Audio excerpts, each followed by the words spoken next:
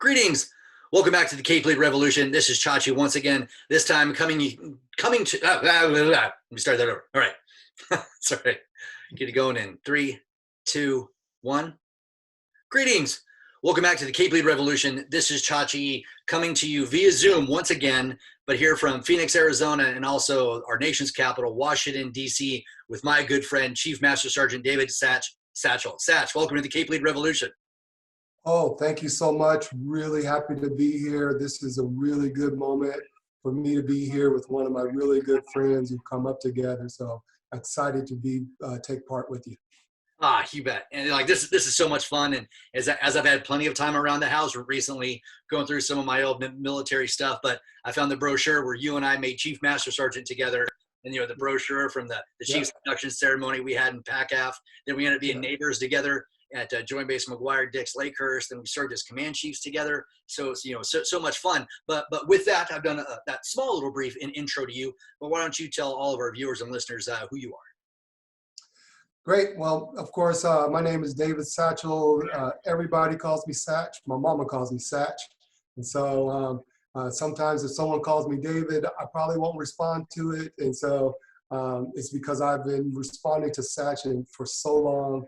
And so that being said, I like to have that kind of personal contact with people, so call me Satch. And that also, I've been in the Air Force for now 30 years. I am on my 23rd day until I retire, and that's going to be such a sad moment, but exciting to see things come to a close and then a new beginning. I started out as a dental technician. I don't know how. Then I transitioned into the command post career field in 2003, did that for a few years. And then I found myself in these leadership capacities that led me to command chief and then into the hallways of the Pentagon. All exciting times that have allowed me to really spread my wings and really make a difference. And I never saw that coming from day one. And so this is an exciting time to see me transition to a different aspect of my life, but where I'm at absolutely today, this moment is probably the most exciting time of my life. Well, that's awesome. Congratulations on an amazing career. Thank you for everything that you've done for our country, for our service, the way that you've advanced the cause, not only as an airman, but as a Chief Master Sergeant and as a command chief. You're a personal hero of mine. So getting to be your colleague is absolutely huge, but getting to be your friend is nothing short of spectacular. So I'm actually thrilled for this opportunity. But let's kind of go back to some of those humble beginnings. When you first joined the Air Force, could you have envisioned what the Air Force life and that your career progression would have in store for you? Man, Chachi, I think that I was just going through the motions. I had no earthly idea what I was doing. And just being just a human being that had good friends and just had good times together. And I was always really good at my job, always really good at my work. And so I think that was the one thing that led me to today.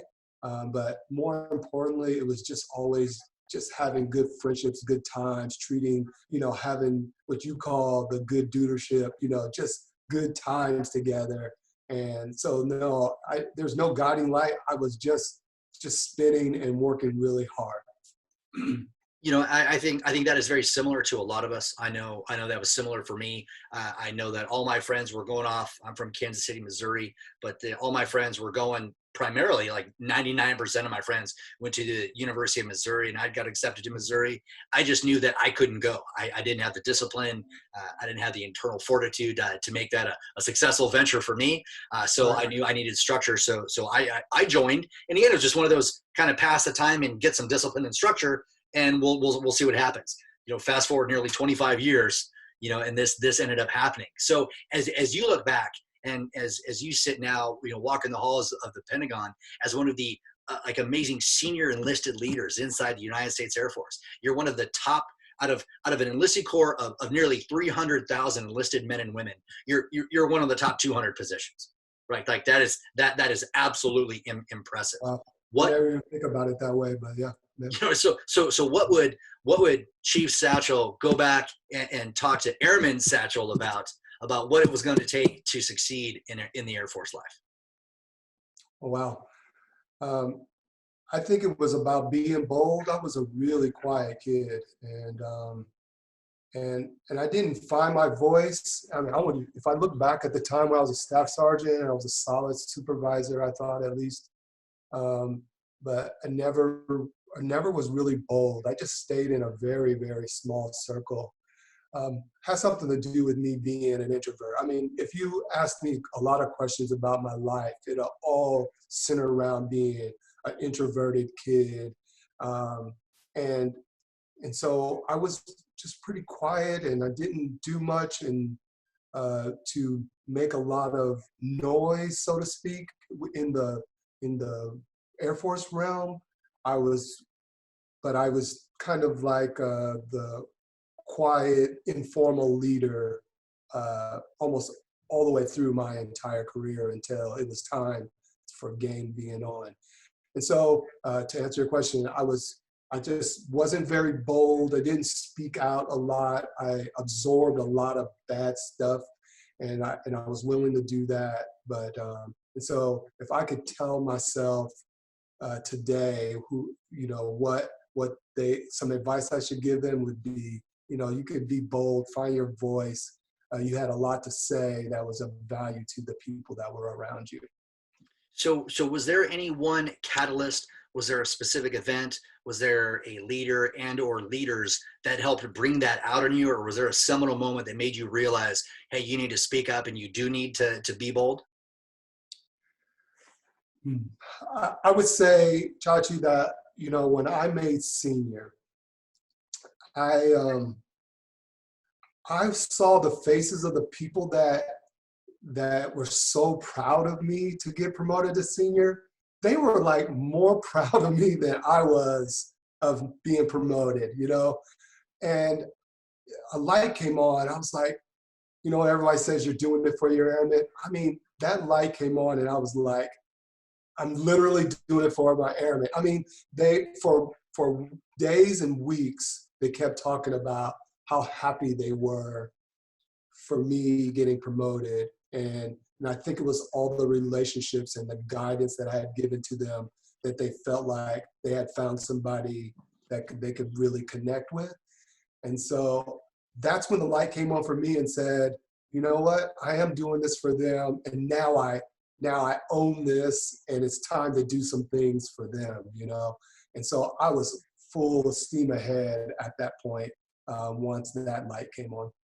Nice. And it's funny. I think for a lot of leaders out there who kind of struggle with the humility aspect of things, there's and I'm sure you can go back and look through your career. Hey, Satch, you're destined for greatness. And you're gonna be a chief one day. You're gonna and you're like, thanks. Yeah, you just kind of brush it off as a generic compliment. But there does come a time where like, what, maybe by hook or by crook or by circumstances or by nature of my personality, maybe I am kind of ideally suited for this. So that's kind of how it happened for me, and I think that's kind of what I'm hearing a little bit there. So kind of along those lines, for any of our young staff sergeants, for our first time supervisors, our young senior airmen staff sergeants, E3, E4, E5 types who are just getting their first taste of true responsibility and doing the right things. What is your advice for them today for not only maybe contemporary American society, but for military society in general? Yeah. I would say just be ready. Your time is coming.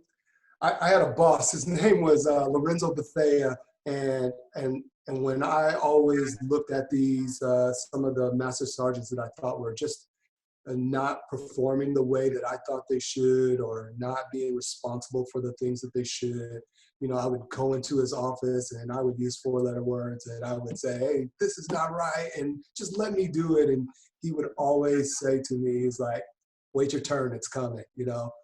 And and so I did. I finally became my turn. And so my advice to staff sergeants and our new leaders that are coming up, that I know that it's frustrating. Chachi, we came up in a time where they told you to stay between the lines.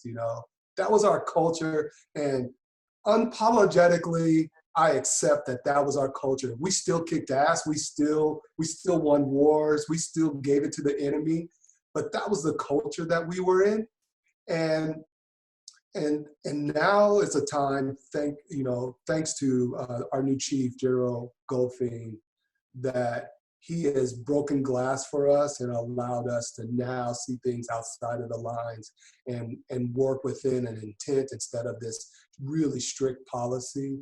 And that's been frustrating for those airmen that are coming up, watching us older people, stay between the lines and be risk averse.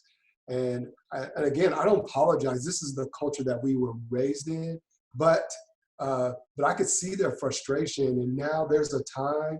And so when I say wait your turn, it's coming. So when it comes to you, it's time for you to break the glass completely and make this Air Force yours. So that is kind of cool, and as I'm sure you're well aware, right around this time last year, I had Chief Master Sergeant of the Air Force Khalith Wright on my podcast, where we kind of mentioned you in there as far as how I understand and how I communicate and how I talk to a younger generation. And I know that you and K Wright are good friends. What's one thing about him that you wish everybody knew? Because everyone talks about how great he is, and again, I will righteously admit I man crush for that man harder than I have for anybody in a long, long time. But what's one thing that you wish people knew about him? Well, I think he wears everything out on his sleeves. And so there's not that much that you could reveal about him because he's pretty darn vulnerable.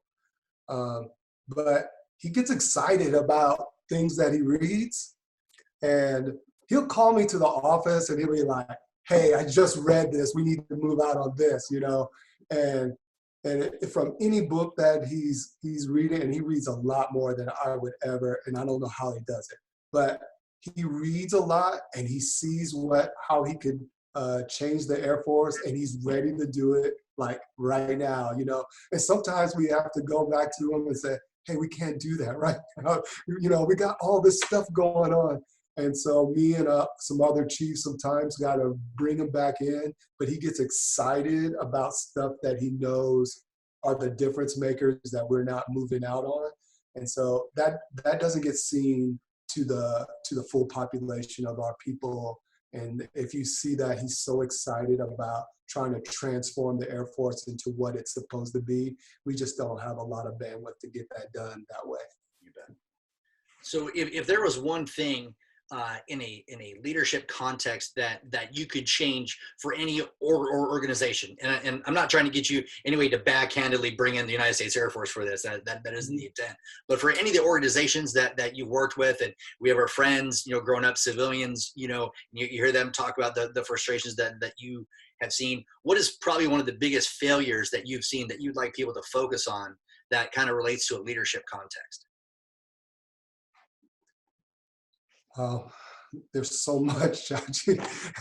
There is. I mean, we've done so many things so wrong, and but the way that we raise and develop our airmen in these PMEs, and man, I'm going to get in trouble for this, but I don't believe that ALS, NCO Academy, or Senior NCO Academy ever made me a better leader. They told me, I learned a lot of structure, and I learned, the processes of how do we, what Chachi calls the warporation, how do we administrate our Air Force? And I think that we have to spend more time on building better teams and being better teammates and growing at a very small groups, and you'll learn leadership in a smaller group than we will in this big Air Force, and so I don't think we do that well. And we don't raise our airmen well enough by the way that we decide who goes to the next level and who doesn't. And this is not about strats. This is not about, it's just that we don't write down and record the performance of our people well. We don't monitor them. We don't deliberately develop them well enough. And it could be for a variety of reasons. But that would be the one thing. If I could change that, I would just bust our system up completely and change the way that we bring up an airman. So, if we kind of pull that thread a little bit, if you go back to some of your earliest days in professional military education and or distinct focus on the teaching of your progress and your evolution as a leader, as far as that goes, what is like one of the things that you would have liked to have learned sooner, or I guess at all, at a lower level that you would have found applicable throughout the entirety of your career? That we're not all homogenous. you know, we're not all Democrats. We're not all Republicans. We're not all from the inner city. I mean, we're so different. There is so many differences among one another, and that if I would have been taught to understand that instead of treating a person more like a robot, that I got to go and find out what is your unique difference that can help you grow. And we just give them this box and say, lead through this box. And instead, but there's so much more to it. We have to really find out what are those qualities that I can pull out of this particular person that I can make them be the best leader they can be, or the best technician they can be, or the best talent they can be. I mean, just think, Chachi, you and I are completely different, so different. And if they gave us the same box to lead out of, we would just never find any success through it. We found our success out of being just us, right? And I just use my qualities, and it's reaching a group of people, and you're using your qualities, and they're doing the same, So that box that they gave us to lead out of is just not working for us. So along those lines, as you grow up, and again, not trying to get you to name names, I'm a big fan of understanding, and I wish I would have learned this sooner. I wish somebody would have talked to me about scar tissue. Is that as we grow up, there can be good scar tissue or bad scar tissue, right? If you had a heart transplant, you may have a scar right here, but it's probably the most amazing scar that you could have in your life, right? So there's certain things that we do based off the scars that we receive that we will either specifically do because we have a scar tissue, or specifically won't do because we have scar tissue with that. And again, you can run the spectrum from good to bad. So do you have any scar tissue looking back on your career from leaders, either good or bad, that have shaped you, that makes you understand leadership differently because of that scar tissue? I'd rather twist this a little bit. That I think I had some self-created scar tissue. As a senior airman to almost tech sergeant, I was just full of piss and vinegar. Somebody told me that I was good looking. And then all of a sudden, I was out just acting a complete fool. And I ran through all of these stop signs before I got hit with one. And my boss took my line number for tech sergeant. And that hurt. Because remember I said earlier, I was probably the best talent in my career field. I would say that. And I was just really good at that. And I think that's what got me through all of those stop signs. Just people just put up with me because I was just looking at myself, taking care of me. And then I got hit with a stop sign. And so from there, when the light came on, I said, holy crap, look at me. And that launched me forward there, Chachi. I was now saying, I got an opportunity just to look at the mess I was creating. I said, what am I doing? And that caused me to move and think about being a responsible adult and good leader to people that respected me and that were looking up to me. And when my boss put those people in front of me and said, look, these are the people that look up to you, and look what you're doing to them. Oh man, that hurt my soul. And so that scar tissue is there. I was really angry about me losing my line number to tech sergeant because it had some really long-term effects. But I launched from there. That's when I really started really finding my way as a really responsible leader in our Air Force. I can absolutely sympathize with that. For people who've tuned into this before, know that as a staff sergeant, I got kicked off of a deployment and out of the country and out of my special operations unit. And even then, even in the face of my largest failure of my career, as that is now solidified as, thankfully I didn't try and one up that as I went through the rest of my career. But again, now, sadly I do have self-imposed scar tissue. For things that I'm able to do. But again, and I'm not sure if you agree with me here, but I was able to learn that in that moment, sure, it was a failure. And if I had gotten out of the Air Force, I would have solidified that as a failure. But on any timeline that you endeavor to do better, you can instantly turn that failure into a setback if you have the presence of mind to do so. Do you agree with that? Right. Yeah, absolutely. I mean, immediately after that moment, and I can't even tell you what my commander said to me. All I remember him saying is that you're not ready to be a tech sergeant. And then after that, it was just Charlie Brown's teacher talking after that. I was lost it. And I remember tears rolling down my eyes. But more importantly, when I walked out of the office, my supervisor, same Lorenzo Bethea, put his arms around me and he says, all right, man, it's time to get you on track. I mean, we had made it back to his office before he was already ready to move me. He was like, come on, you now see the world as it is now. So now let's get at it, right? And so I was ready to go. That could have been a huge failure for my entire life. If I would have just said, no, I'm getting out of the Air Force. I'm so mad. I can't believe he did that to me. That was really in the moment.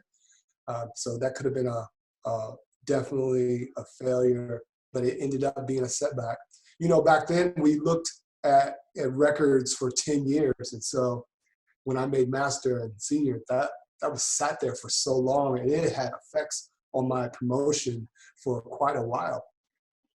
It made me slow growth to the higher ranks, but it was all well worth it. I learned a ton during that.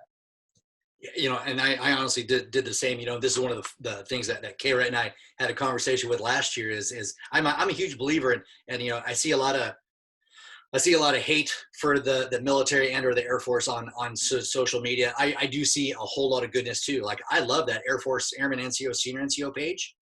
They bring up a lot of ugly babies, and they really have been a great repository for keeping the Air Force honest, for good things and bad things. People write in anonymously, so people are able to promote feedback. So whoever runs that page, please know that Tim Pachesa absolutely adores you, and for the story that you're able to tell from the bottom up.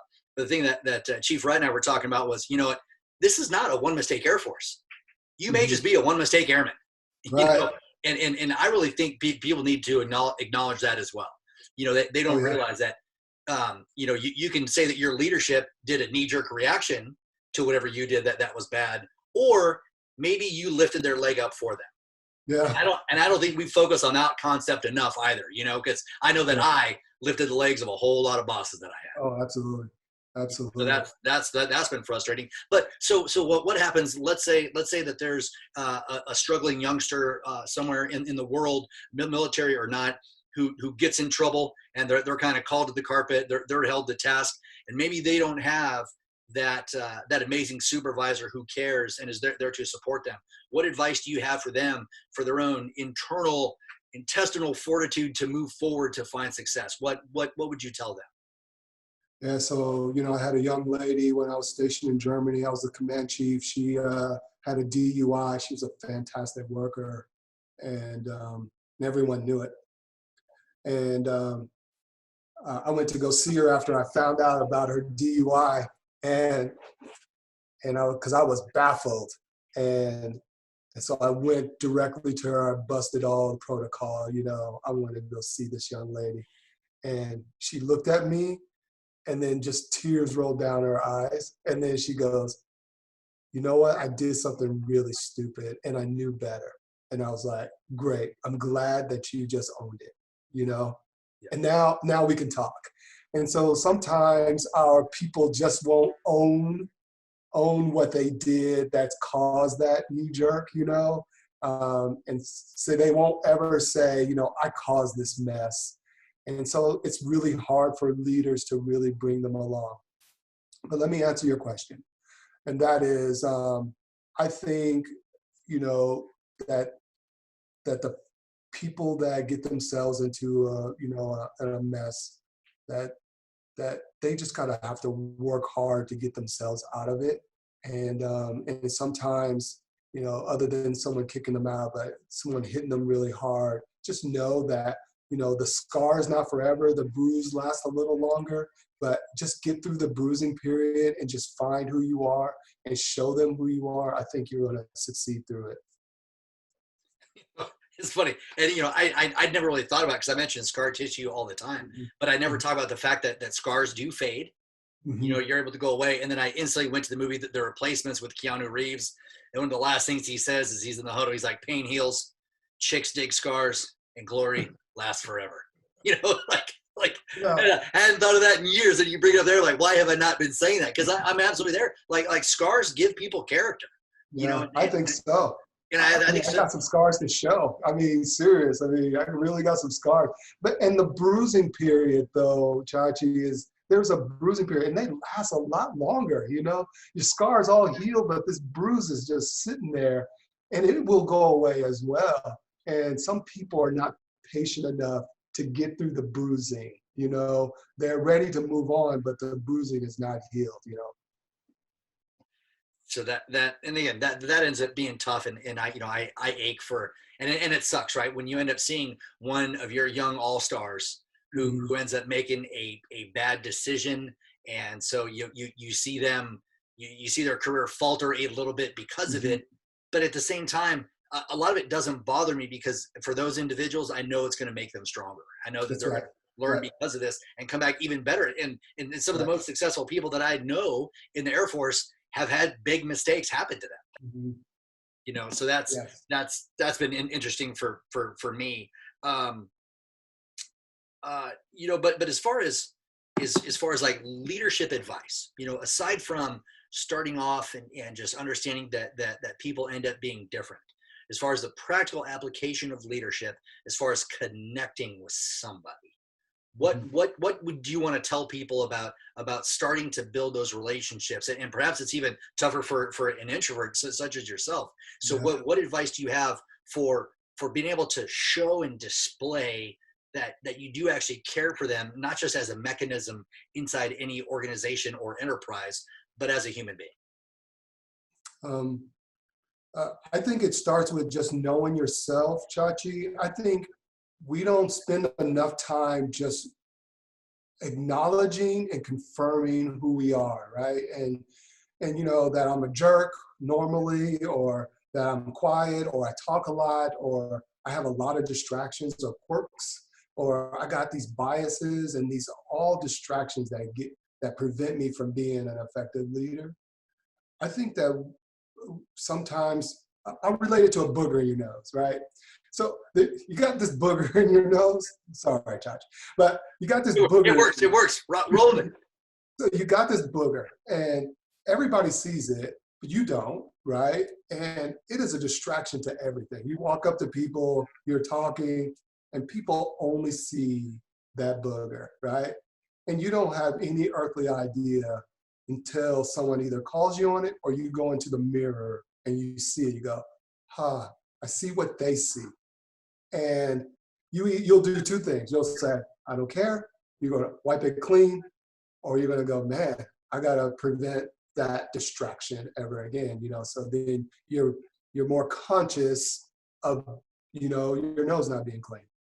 And so if I go back around, I would say that it's really important for leaders to, if they want to connect, they got to acknowledge their own distractions that keep them from connecting to airmen, right? And so some things, I'm not asking anyone to change who they are. They just got to acknowledge that this is who they are, so then they can have real conversations and connect with people.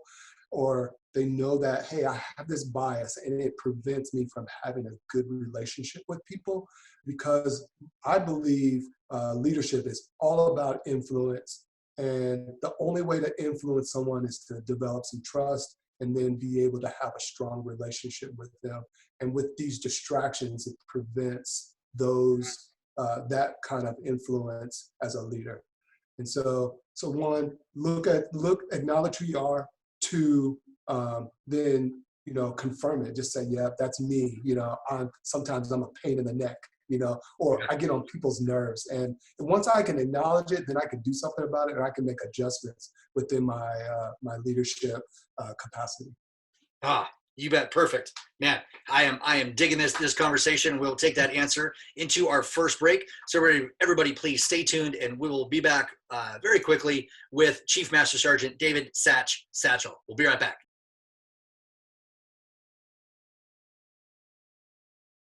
Welcome back from break. This is Chachi and Satch again, going with the second half of our interview. And it's very interesting. Satch had brought up during the first half of the interview that he and we were kind of raised in a different environment and different military, in that old stay between the lines, do what you're told, don't ask why, don't ask questions. And from the dawn of warfare, probably until September 11th, that was a good way to lead, because people needed to be specifically trained to be obedient on a modern battlefield so they could execute orders. However, based on the things that have changed and evolved over all that time, he and I both kind of ran into some bad legacy leaders as far as that goes. So he and I are kind of each going to share a story. And one of my first frustrations is that when I made Chief Master Sergeant, I was the TACP functional manager at Headquarters Pacific Air Forces. And long story short, I wanted to have a promotion ceremony. And one of my chiefs inside the A3 directorate didn't like the way I was doing it. I wanted a Hawaiian shirt, had some TACP colored chief stripes made, and I just wanted to go out there and have a nice relaxed event, drink some beer, burn some flesh on the grill, and have it good. And he's like, no, you have to have a ceremony. I said, no, I don't. And so he went out and he reached out to the base command chief, the 15th wing, who was not in the PACAF chain of command. He was just the post unit command chief.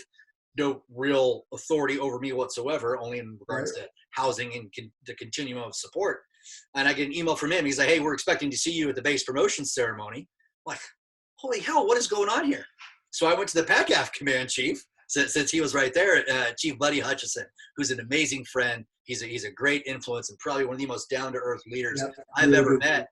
And I was like, hey, Chief Hutchison, like, I got this email, but I had set up this other thing. I don't know what I'm supposed to, like, am I wrong in thinking that I should just do what I should? He's like, Chachi, do whatever you want, man. This is your day. This is your ceremony. I'm like, thanks, Chief. All right. And just to double check to make sure that perhaps he and I weren't wrong, I went to the PACAF First Sergeant, Chief Master Sergeant Scott Bowermaster.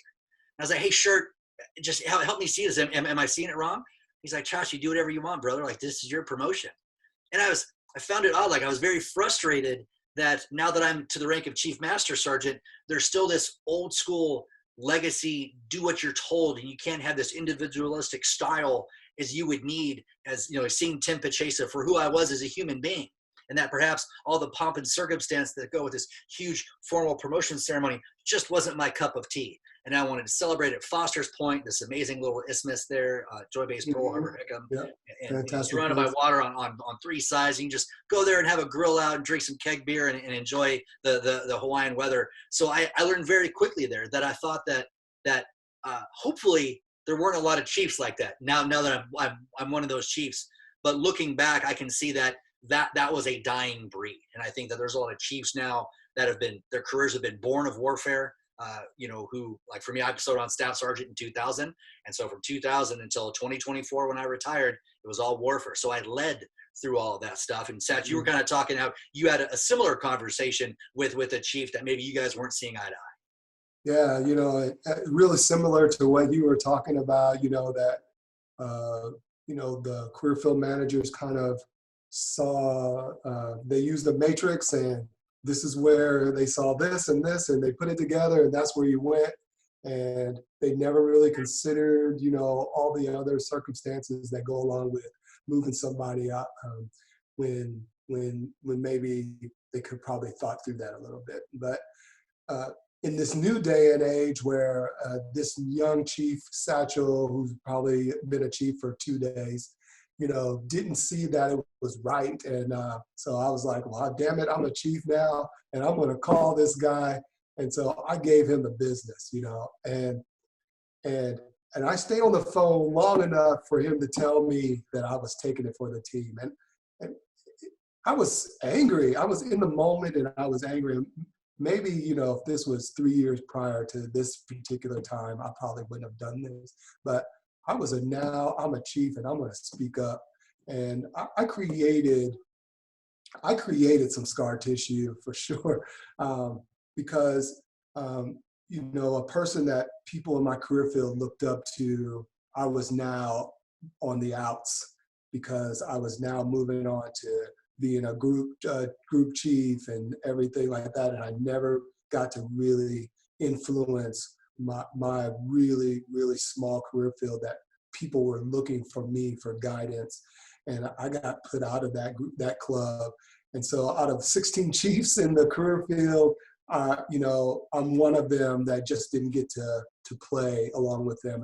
And I wish that I was just man enough to just own that and go back to him and say, hey man, I'm sorry that I created such chaos, because I need to do this for our career field. And I didn't do that. And so unresolved scar tissue that really, I wish that it was different. But, I tried to work it in these days, in these next 23 days I got left. I'm still trying to get in and help those people in our career field get better. And so, yeah, I've had some similar experiences as you, and I know that the time has now changed, and we have moved to a different era of chiefs, and hopefully our airmen are seeing that now. Yeah, because I think, looking back to your scenario, you would hope that if you're both chief master sergeants and tough decisions have to be made, you would hope that a straightforward conversation would have happened. Be like, hey man, here comes a shit burger, right? And you are not going to like the taste. I was like, but somebody's got to eat it, and all these other people have already taken a bite, and now it is your turn. I can process that better, right? Yeah. But to treat me as just part of the herd, I hate it. That's right. Right, exactly. I got that thing through email or whatever system that showed you are going X. I'm like, I didn't, out of 16 chiefs in our career field, I didn't deserve a phone call, And so maybe that's an entitlement feeling, at the time it was, but now I think this is, damn it, yeah, you need to pick up the phone, and, you're affecting people. And so I don't care if this is an airman or this is a two-striper, I'm going to pick up the phone and say, hey man, I'm about to ruin your life right now, and so you need to hear from me. And that's what I think good leadership is today, Chachi. So speaking of good leadership, Satch, I have to tell you, you are one of the most amazing ones I've ever met in my entire life. And I am just so glad that you are focusing now and putting out content in hopes of making people better. So why don't you do us a favor and tell us a little bit about 1579? It's funny you say, but I'll tell you, at the beginning, it started out, I saw my career coming to a close.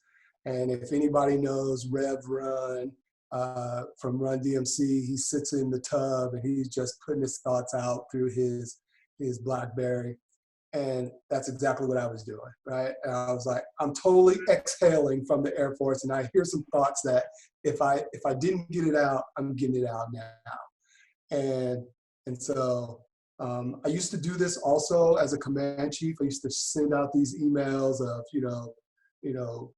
analogies that were almost self-deprecating, but that always led to a leadership lesson.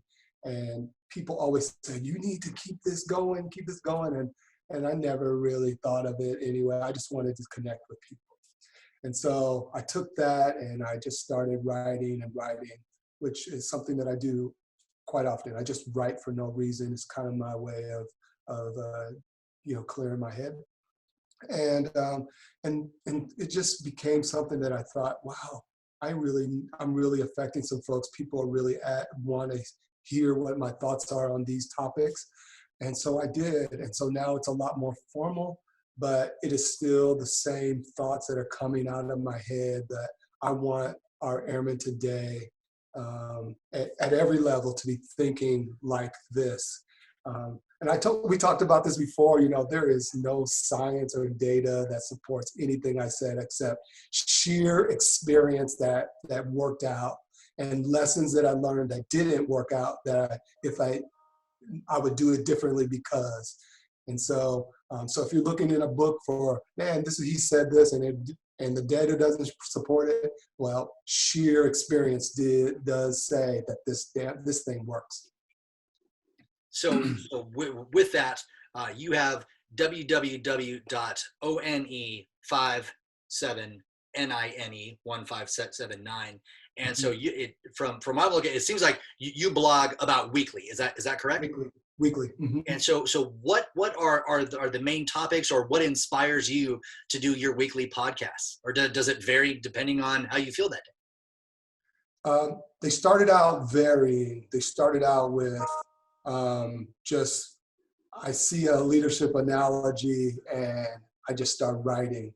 Similar to you, it's funny when I hear you talk about topics, you go, light comes on, and this has a leadership, correlation, and then boom, I got a lot to say about it. And so I try to keep mine between, 500 to 600 words, because I don't want you to have a relationship with the blog. I want you to get a nibble of that, and hopefully it sparks something in your head to maybe think deeper on that, or you reflect on that particular topic.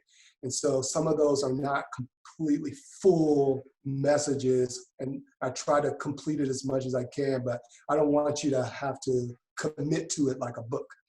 So long story short, they just pop in my head. Now, though, I developed this formula that I had to sit down and think about who I am and what do I stand for and what do I think leadership looks like. And so now, majority of my messages all support the formula that I created. Which is? My formula is the 4 C's times EQ over personal power. So if you've ever seen it, you'll see it right up here, that 4 C's are character, courage, credibility, and collaboration, times your emotional intelligence. You take those qualities and you add that to your emotional intelligence, then you really have a real good foundation. And all of that is over your personal power. I believe leadership is majority personal power. It has nothing to do with my authority. It is the trust that you have in me and the relationships that I have built. One of the favorite blogs that I have of yours, which is really what kind of started us kind of re-collaborating as it were, was the one you have about the IT person. And, Sheila. Yeah, Sheila. If you would mind, I think our viewers and listeners really need to understand whether Sheila is credible enough to be in a leadership position. So this is called Developing Leaders, and she's in part 2. And Sheila is an example of a person that has a ton of talent. Either she's just really good at what she does, and but she spends no time thinking about anybody, and helping anyone. But if you wanted a job done, she can do it. And what we learned through Sheila is that we need Sheila, and there's a whole bunch of Sheilas in our world, and we need her talent, because she's going to keep in this case, the Air Force. She's going to keep the Air Force afloat because her talent is so strong. And that maybe it's time to take Sheila and see if she's willing to learn some leadership, build her leadership capacity. But she may say, no, that's just not me. And we got to be okay with that and just put Sheila in the position so she can continue to excel. Something that our Air Force definitely needs to be considering into the future. And like I said, I read this. I think I texted or called you immediately. Mm-hmm. And I was like, dude, I absolutely love this. And again, things happen for a lot of great reasons. And there's a million two reasons why you would want to promote somebody into a position of leadership based off of their technical prowess. And, at face value, that makes sense. Well, that person could be an asshole. That's right. And so they could just be grinding people. Now they may be getting results. They could be grinding their workforce into the ground. So you really need to take a distinct look, and it should not just be this automated process of next man up predicated only on technical ability. But I love your thought process of, hey, we need to look holistically. Is this person right? And then I think to your point there for Sheila, perhaps she doesn't want it. Perhaps she can be happy. Now, we need to figure out a way to incentivize her to stay with the organization, to show that we are, acknowledging her amazing contributions in that capacity. It's just great conversation. I love that you brought it up. Oh, Chachi, I mean, there's so many Sheilas in our Air Force, there are so many. And that in this case, Sheila, in the Air Force, we select our leaders out of our top talent. So we see that Sheila is succeeding and she's so awesome at her job. And we go, voila, she's our next leader. And absolutely not. She is not our next leader because she hasn't really exhibited leadership behavior. And so until she's either willing or we can get her there, then we should not select her for leadership. And I mean, I hate the word toxic leadership, but this is how you create toxic leadership. A person who's not interested in being in the position of leadership, but they're so good at it. So we've put them in those positions and they're just not good at it. And the whole team or the organization suffers because of it. So for some of the young people inside the Air Force, and in the Air Force, we kind of call it the frozen middle. And they're kind of in this weird limbo to where, like, they just want to perform. They just want to focus on the purity of doing what their job is. And perhaps they don't want to do this leadership. And again, I totally hate to use this, but like, I know so many aircraft maintainers who just want to be out there turning wrenches, right? They don't want to lead people. They don't want to, move in PCS every 3 to 4 years because that's what's good for their career. They're very happy turning wrenches. Like, that's what they were born to do. That's what they're meant to do. How can people have these conversations to help articulate some of this Sheila-ism, throughout the world and help them find success in truly doing what matters to them? Yeah. I had an epiphany about, I want to say 2 months ago, that I brought to Chief Wright, and that our E1s through E4s, we've dangled leadership over their heads. And because of that, our E1s have been thinking about being a leader, about being in a position of leadership since the day they got onto the base, because we keep telling them, you need to be a leader, you need to be a leader. And the qualities that we actually want in our E1s through E4s are here, this is going to be brilliant.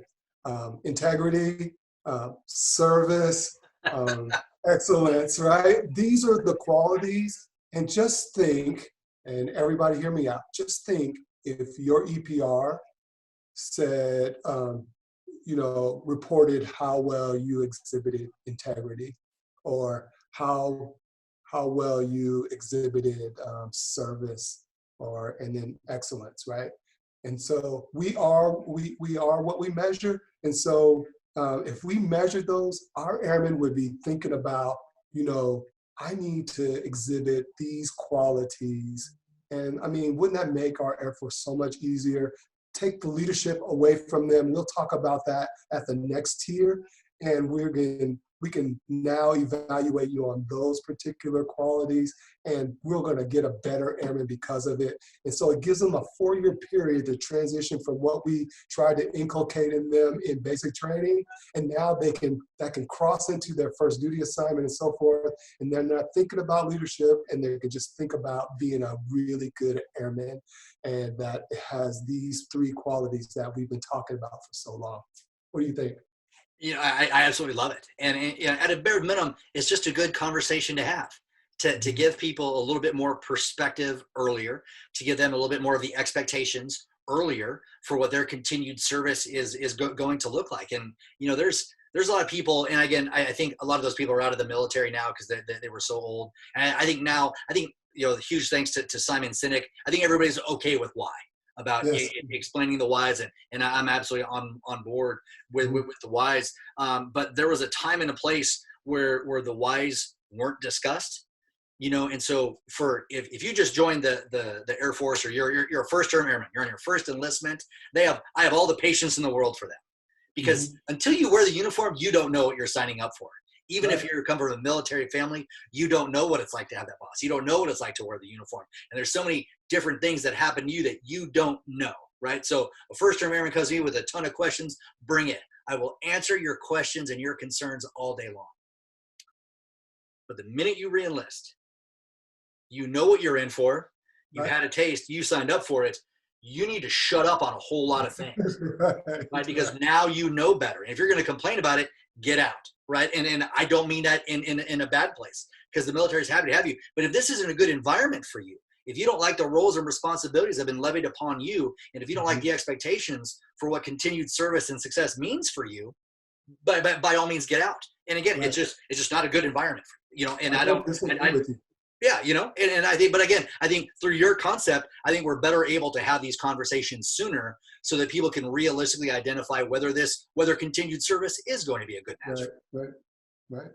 I hopefully we get there, and hopefully we take the word leadership away from airmen.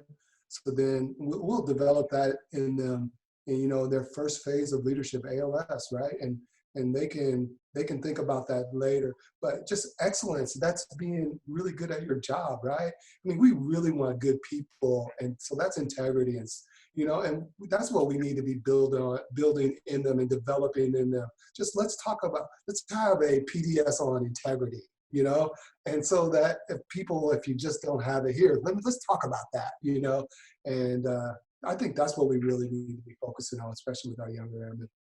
You bet. Absolutely. And again, it's one of those things, the things that I'm fond of talking about here is that I wish somebody would have looked at me as a young airman and seen the potential for what I would eventually become. Yeah. And I've said this numerous times throughout my podcast, is that a lot of times leaders are so short-sighted that when I showed up for my first duty assignment at Fort Bragg, North Carolina, all they saw was the piece of shit new guy who didn't know anything. Well, guys, one day I'm going to know something.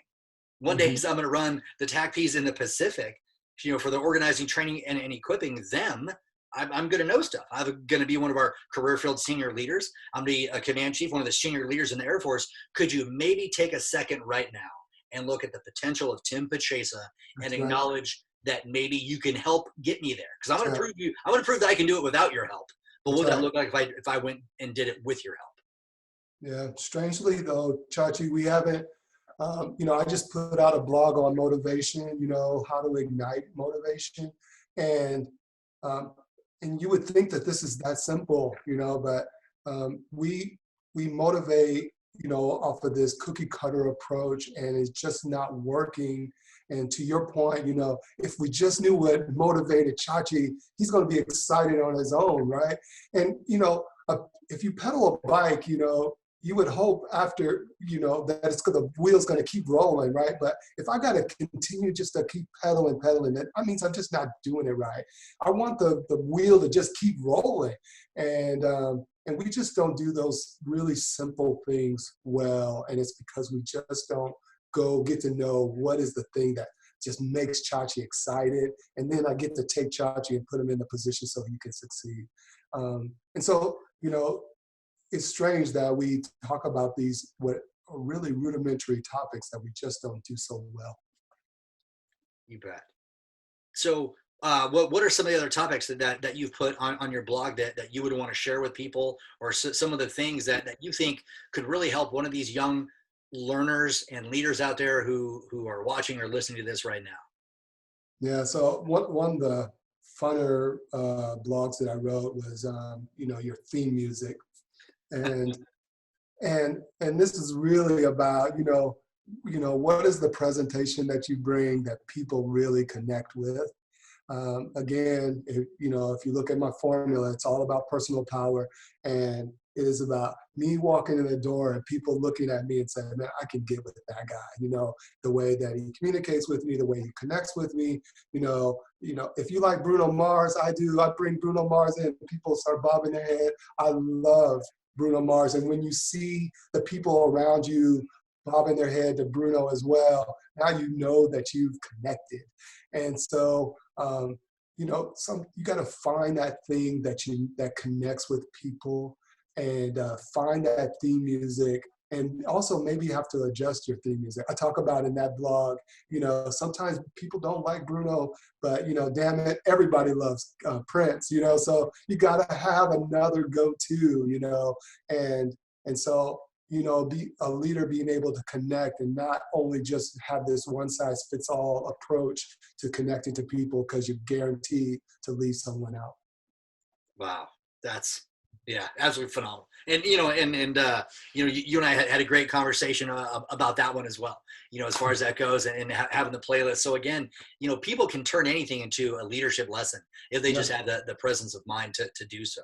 So let me interrupt you, but remember that we talked about Leadership Airlines, which was yours, right? And I just totally stole it, right? And I was like, yeah, this is it.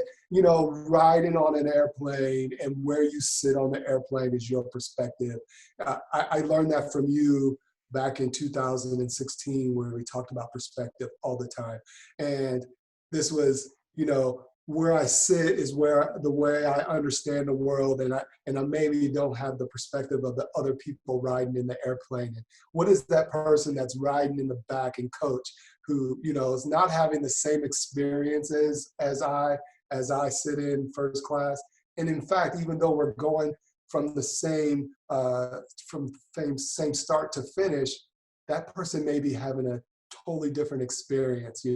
Potentially even having a family member that's, that is dying or something like that. They're having a totally different experience. And it's an amazing analogy that you threw out there that I just grabbed hold, and I was glad to collaborate with you on that. Oh, thanks. And again, like I just, iron sharpens iron. And so, having amazing conversations like this is going to make us all better. So I want people, I've got a couple more questions after this, but where can people find 1579? So 1579, it's predominantly on my own site. It's one spelled O-N-E, the number 5, the number 7, and NINE.com. And then you'll just see a list of all the blogs I put out once a week on the weekends. And you can take a look at those on the side if you wanted to. On the right side of the screen, you can look for specific titles, especially some of the things that we just brought up today. And take a look. And if you like them, tell me. If you don't, I'm interested. I talked about, I don't have any data that supports the writing that I do. It's all about experience that has allowed me to succeed. Please take a look at it. I also push those onto Facebook. It is leadership development at 1579.com. You can find that on Facebook. I don't really know exactly it's not fully developed, but it's growing, and I got a lot of hits, and it's surprising. Please take a look. I'm really interested in your feedback. Thank you. And for everybody out there, and that's kind of how I started with my podcast coming up on 2 years ago. Number one, you just, you don't know what it looks like, but you want to help. You want to put some content out there, and however that shapes and transforms is how it does that. So if you haven't already listened to anything or read anything on the 1579, I highly encourage you to do that. And then Satch, as we kind of close out our time here on the podcast, I'm going to ask a couple personal questions, because again, so much of this is just kind of humanizing leadership positions and just letting people know that at the end of the day, I'm just a dude, and realistically, I'm just a dad. I'm happy to be dad and husband. You're happy to be dad and husband, and I'm a Browns fan, and you're an Eagles fan. That's right. And so, But with that, before we get into some personal questions, I think as you and I spoke on break, we would be a little bit remiss if we didn't acknowledge again, with all this global pandemic going on here, just kind of sharing some of our well wishes to everybody around the world. We hope you're staying home. We hope you're staying safe. We hope you're still able to have meaningful connections with people. And again, highly encourage you that if you're going through a tough time through all this, perhaps you lost a loved one through here, there are friends out there, there are resources. If you want to hit up 1579, you can reach out to Satch. If you want to hit up capelead.com, you can reach out to me, and just making sure that you're doing the best to take care of you. And, saying that right now to where, so Satch, one of the things that I learned at my time when we were together at Joint Base McGuire Dix Lakehurst is the concept of oxygen. And I ask this nearly at the end of all my podcasts, because I want people to see that if you're going to be a successful leader, you have to take time for yourself, not because you're selfish, but if you want to present the best, Satch to the world, best Chief Satchell to the world, that you're going to have to do some personal investment for you first. Yeah. So you can help people out. What are the things that you do to get your oxygen and or restore your soul? There's two things that I like to do, and one is probably surprising to others, but I like to play golf by myself. And I'll just go grab my clubs, put them on my shoulders, and go just anywhere and just go play golf. And it gives me an opportunity just to be by myself.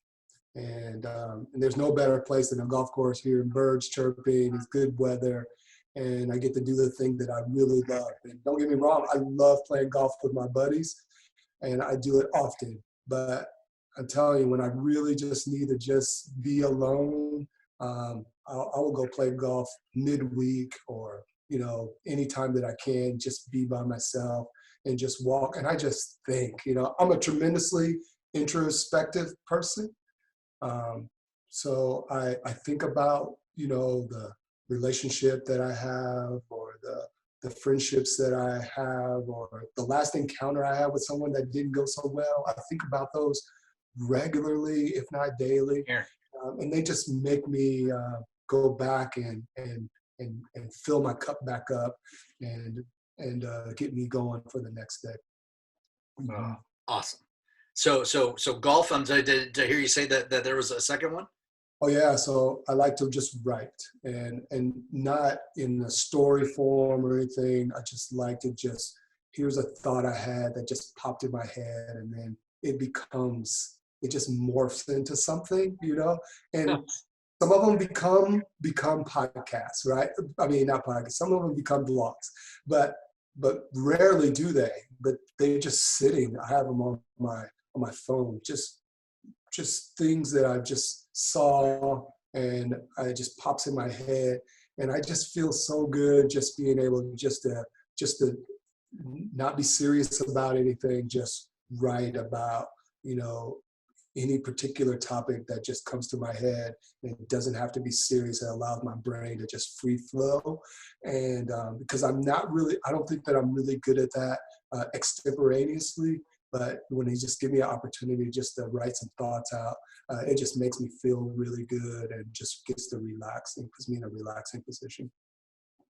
That's incredible. Like, absolutely incredible. So I hope if you're watching or listening, I hopefully you see that guest after guest after guest, people are doing something, anything out there to help restore their soul, give them times for them to whatever levels them out, whatever helps level you out. By all means, please try and do that. And so for the last one, give it just a little bit more insight to who Satch is. Hopefully a little fun question that I took then when I was going through my executive transition courses was, if money were no object and you knew you could not fail, what would you do in life? Oh, it feels fun. I'm sorry, you're not going to get anything fun, but I'll try. But, I've never been a money guy, right? Matter of fact, I have never had a dream to have money, right? I've never, ever, I don't think I ever thought about what it would be like to be rich. Never. I don't know why. And I don't have any bling or anything like that. I don't drive a fancy car. And And it's not because I don't have the means. I just never was ever interested. But if money was not, if money was It's not an just object, an and issue, you if knew it's you not could an not fail. issue, I would go and just pimp out a boys club, right? I was raised in a boys club. I probably seen the boys club more than I saw my family. And I would just completely just pimp it out and just give these young people an opportunity to just, you know, get out of their, you know, the what's so tough about their lives. And, you know, especially inner city kids just don't have a lot of things, so to speak, and they don't have a lot of options. And so parents aren't there and so forth. And I would just want to just give them everything because I think they need it. They need to see that there's something outside of just their mess that they live in. Because I used to live in that mess. And so that's what I would do. I know that's not that fun, but because I'm just not a money guy, I think I would just give it away. I totally would. And I would just watch people spend money, man. I'm telling you, it would be so great to see. He's like, here's some money. Let me watch you spend it, you know, pretty cool. So that may not be fun, Satch, but I will tell you that it's absolutely amazing. You know, again, just adding more and more credence to the fact that you are a good dude. And so absolutely no surprise to me that you're doing stuff in the lanes of good dudership to help people out. And so as we kind of wrap up the podcast here, you know, what I try and do is kind of have different things that we peel apart from the conversations that show that we're talking about caring, alignment, perspective, and expectation. But you know, for me, realistically, Satch, your conversation with your career field manager, that should have been a CAPE conversation. He should have called you up so you could identify what you care about, what he cares about, how well each of you were aligned to achieve what you both care about. Yeah. Have a conversation about your different perspectives about those cares. And then lastly, lead with a solid expectation. That should have been a two-way conversation rather than just a shitty email to you, right? So that absolutely sucks. So thank you for that analogy. Thank you for everything that you've contributed. And then also I want to take this time that you and I are announcing a collaboration. So you want to talk a little bit about what you and I are going to do here moving forward? So this is going to be really cool to see us together, you know, on a periodic basis, just to rhyme off of each other and be able to take some of our thoughts. I mean, Chachi has had such amazing thoughts that pop in his head, and he gives me a call, and we get to freestyle together. And some of them go, "No, man, I don't like that one that much," but I do like this part of it. And this is an opportunity for us to do that on a more regular basis. And that's going to be really exciting to do. For me, I think this is going to make me feel good more than probably everybody else. But I get to learn some more. I get to do it with a good buddy who is well-intended and really interested in advancing the people further. And so I'm so excited about doing that. Yeah, so I too am similarly excited, and it's one of those things to where it is completely selfish, right? The fact that you and I can collaborate, bouncing ideas off each other, sharing articles or different repositories for information that we kind of clue each other into, keeping that iron sharpens iron thing. If the byproduct of that is people are going to tune in and watch, and we can help make them better along the way, and like what an absolutely amazing, fantastic bonus. But Satch and I were talking, and a common phrase that you'll probably hear me say is that throughout the world is that people through the interwebs, we are drowning in information and yet thirsting for knowledge. So I think hopefully on a monthly basis, if this pans out, that we and I, that Satch and I are going to get together to have lifeguard leadership, right? And so we're going to throw some life buoys out there to keep you from drowning and help you find success through this quagmire and this complexity that we do call leadership. So Satch, thank you so much for being on the Cape Lead Revolution, and we'll let you close out here with some parting thoughts. So excited. I'm really looking forward to lifeguard leadership, and hopefully this is my opportunity to continue to give back to people that have developed, from people that have developed me so well. And to people that are really starving for this kind of information. And hopefully we give it to you in digestible bites that, man, that you can add it to your portfolio and lead like a champion. And so thank you for having me, Chachi. I really appreciate that. Thanks to you for your friendship. It's been really amazing. I mean, just think we got promoted on the same day, and I remember seeing this guy on the stage and with this rabbit, and that's for another day. We'll talk about that in lifeguard leadership. But I was like, this guy is so funny, right? And you know, I used to take being an airman so serious, and I learned at that day that this doesn't have to be that serious, you know, and we can really get the job done and be effective at the same time. So thanks again for that, for this relationship, friendship, and for what we're going to do into the future. Absolutely, Satch. My honest to God pleasure. And everybody, that concludes another amazing episode of Leaders with Leaders. This will be the last episode of Leaders with Leaders that Satch is on as we transition to this lifeguard leadership concept. So I appreciate you tuning in. Stay tuned next month for the first edition of Lifeguard Leadership with Satch and Chachi. And we'll catch you here next time on the Cape Lead Revolution. This is Chachi reminding you to always educate, anticipate, and dominate. We'll talk to you later. See ya.